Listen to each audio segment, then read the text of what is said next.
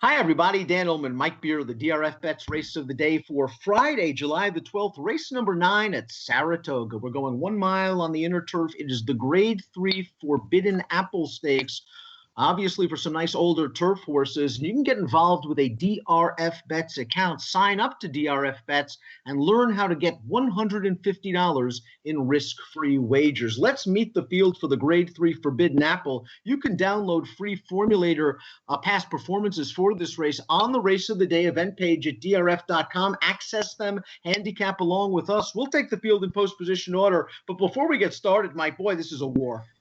I mean, I just thought this race was really tough, Dan. It feels like you could make a case for anybody if you wanted to. You do have 3 horses who I think are all contenders drawn to the outside off of layoffs, so maybe that compromises their chances. But I mean, I didn't think it was that hard to make a case for anybody in here.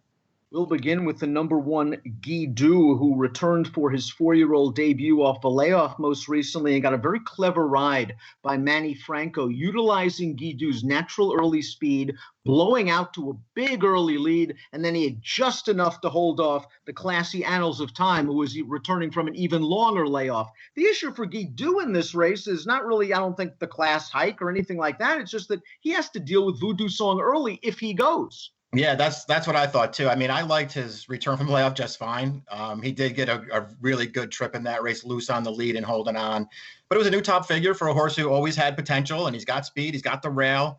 You know, the main pace rival for him in here is off the layoff, so, you know, maybe he's got a little advantage there. There are ways to like him, Dan. I'm not his biggest fan, but there are ways to like this horse. I think the key to this race, we'll learn how it's going to play out after the first 150 yards. If Manny takes a hold of Dee Doo and lets Voodoo Song get loose, that old horse for course might be gone. And if Dee Doo does push Voodoo Song, it sets things up for just about everything else. Here's a Todd Pletcher formulator fact for Dee Doo. Over the past 3 years, with older last-out winners going second off the layoff in turf routes, 27% winners at a $4.53 return on investment. We'll move on to the number 2, First Premio. And First Premio parlayed a perfect trip into winning at Keeneland 3 starts back, sat the pocket, came out after a loose pace setter. That pace setter was very stubborn in the lane, but First Premio was able to run him down under a drive. The last 2 races, okay. I think in the Wise Dan, he was up close to a pace that sort of collapsed at the end, but this is the kind of horse on the good side gets good trips. He has the tactical speed to work out a good trip every time.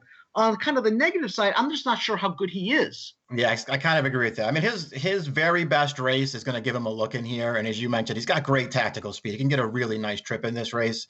He was one of the horses in here, though, who I really do wonder if he's good enough. If everybody else in here shows up with their best race, I feel like First Premio might be in a little bit of trouble. Number 3 is Hembree, and you and I remember Hembree from 2017 and 2018, and that Hembree would not even get a sniff in a race like the Forbidden Apple. But he's been claimed by the great Michael Maker, and we have seen the improvement in each and every start. He's a graded stakes winner in Canada. He is a stakes winner around 2 turns at Gulfstream Park. Usually races like the Poker, his most recent start, I don't really like. 6 horses with noses down on the wire. You could argue that the best horse in that race had the lead and just went wrong the last 50 yards. But Hembree is the kind of horse that I don't want to completely discount, because if the pace is fast, he'll come running. Maker has him in great form. Yeah, no, I agree with all that stuff. You know, it's interesting because this is a reclaim for Maker, by the way. He had him early on, and he just wasn't that good a horse. He's gotten good lately. It almost felt like the key to him last year might have been turning him back. They made him a turf sprinter, and he ran all these good races. But he's carried that form forward now in his last 4 starts around 2 turns. He's run great in all of them, I think, and he did run really well last time, Dan. This race might set up for him. I'm with you. At a price, I don't want to discount this horse. The number 4 is Offering Plan, one of 2 in here for the great Chad Brown. And Offering Plan was 3rd in this race last year when it was run as a listed stakes at Belmont. He is a New York bred that bullies New York breds. Now, whether he's talented enough at this point in his career, remember, he's 7 years old right now, to defeat graded stakes caliber horses, that might be a different story. His allowance race at Keeneland, I thought, was just fine. First Premio got the jump on him in his first start off with a layoff, was Offering Plan. And last time out, Gucci Factor, very sharp form. He came back to nose the Poker with a 98 buyer. I wouldn't be surprised if this horse wins, but am I wrong in not trusting him completely? Well, I don't trust him completely either. If they get going in front of him, though, and they go a fast pace, he'll be running at the end. You know, I feel like the thing that I worry about with him more than anything else is, and he has won around 2 turns a couple of times, it feels like his best races are at Belmont on the bigger course where it's mostly one-turn races and he just comes with a big finish at times and runs horses over. I feel like at Saratoga it might be tougher for him over this configuration. But listen, his good race puts him there, and there's a chance the race sets up for him. He also would appreciate any kind of cut in the ground. He seems to like it when it's wet. Offering Plan is a horse that, if this pace is fast, should be charging late. You've always been a big fan of the 5, March to the Arch. You scored on him last time out in the Grade 2 Wise Dan. Tyler Gaffalione just gave him a beautiful ride that day. Got down towards the inside entering the first turn, saved ground into the stretch, and gradually eased his way out to the middle of the track for clear running room. And then March to the Arch did the rest. His figs are going the right way for Marcassi, but was last time the time. Yeah, it might have been. I mean, he certainly had a lot of things pointing to him in that race. As you point out, Gaffalione did give him a good trip to get the money at a good price. It's interesting. That was a Grade 2, and I don't think it's that surprising that this horse has become a graded stakes winner as a 4-year-old. This race might be tougher than that race. This is a really good field. I feel like he can win, but last time might have been the time, Dan. The 6 is Made You Look, also going out for Chad Brown. And Made You Look is a graded stakes winner at 2, a graded stakes winner at 3. And it was just a shame.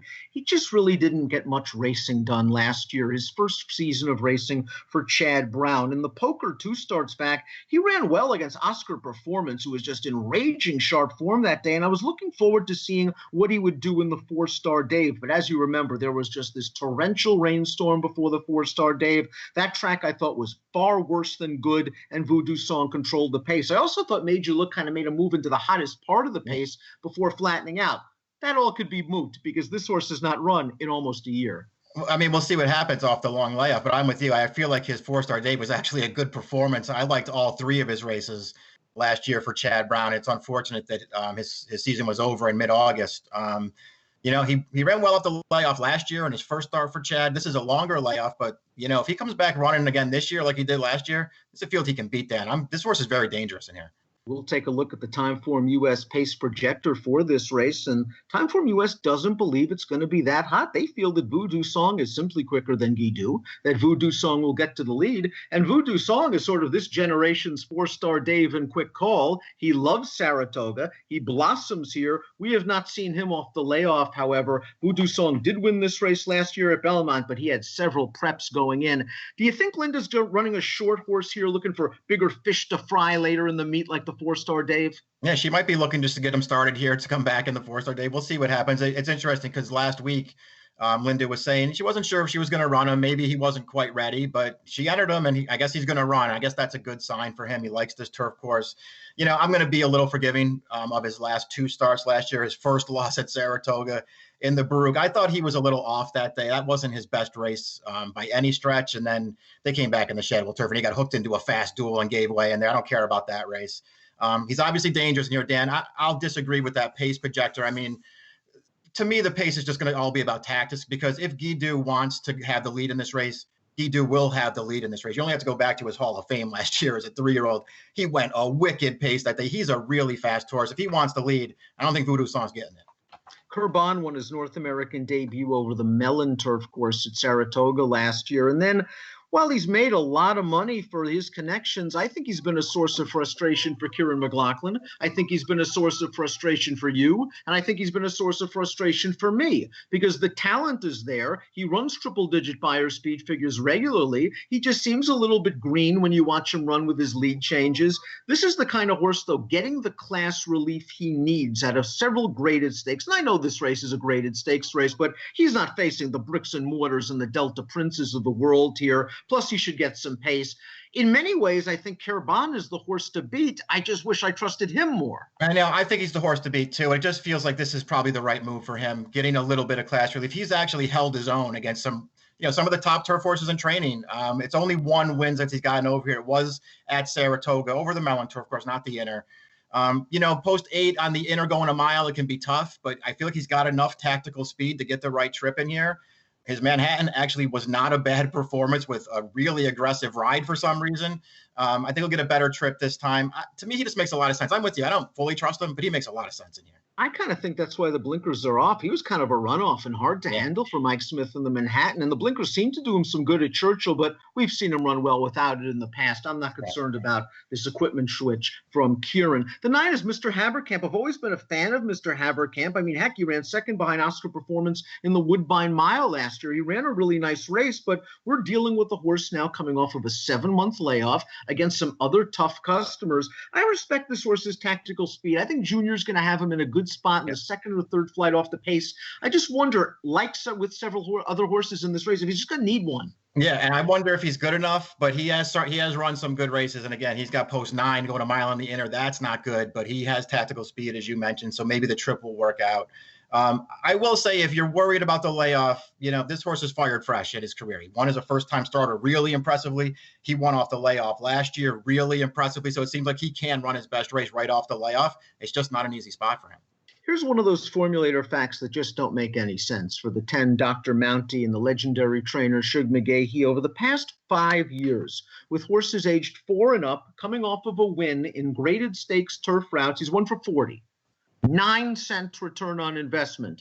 Dr. Mounty, I always thought, was just a cut below graded stakes class. I'm a fan of his. Shug's taking a shot off of a win at Laurel last time out over Firm Going. I'm not even concerned about the formulator fact. I just wonder if Dr. Mounty's kind of a listed horse at this point. I kind of agree with you. It feels like these races are a little tough for him, although he is a grade 3 winner on turf. Since they've turned him into sort of a confirmed closer now. He used to have some speed. Now they just take him back and let him make one run. He's done okay, and that could work in this race. If the pace sets up for him, he can run at the end and get a piece of this. I thought he was hard to make on top. Let's take a look at our top selections for the Grade 3 Forbidden Apple Stakes.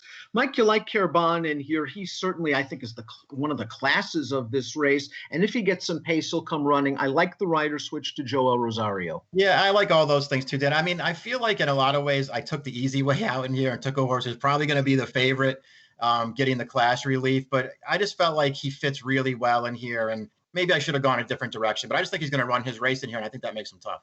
I'm just going to take a shot with Hembree. I think he's kind of an unlikely winner because he really is probably going to have to run his career best race, but the price is going to be right. He's in very good form for Michael Maker, and I do like his kind of running style for this race. I'm going to use him and Caraboun. Those are my top 2 selections in this race. I'm very interested to see what we get from Made You Look coming off of this extremely long layoff. The Grade 3 Forbidden Apples Fridays DRFBets race of the day. Make sure you get involved by signing up for a DRFBets account.